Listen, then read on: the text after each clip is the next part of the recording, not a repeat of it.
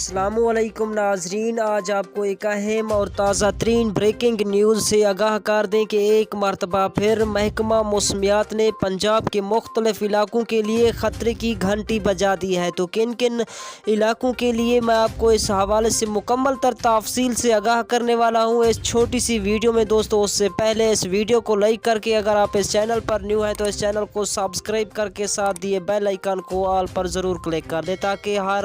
نئی آنے والی نیوز کا نوٹیفیکیشن آپ کو وقت پر ملتا رہے، تاکہ آپ رہیں باخبر۔ تو دوستو میں آپ کو بتاتا چلوں، محکمہ موسمیات کی رپورٹ کے مطابق پاکستان کے بیشتر میدانی علاقوں میں آج موسم خشک اور سرد رہا، جبکہ لاہور میں دھند اور سموگ، فیصل آباد، گوجرانوالہ گجرات اور شیخوپورہ چینوٹ میں بھی دھند کی مزید پیش گوئی کی گئی ہے۔ محکمہ موسمیات کا کہنا ہے کہ ان کے برے اثرات اور ان سے بیماریاں بھی پیدا ہو سکتی ہیں، نزلہ، زکام، کھانسی، اور محکمہ موسمیات کا کہنا ہے کہ ماسک ہر ٹائم پہنے رکھیں۔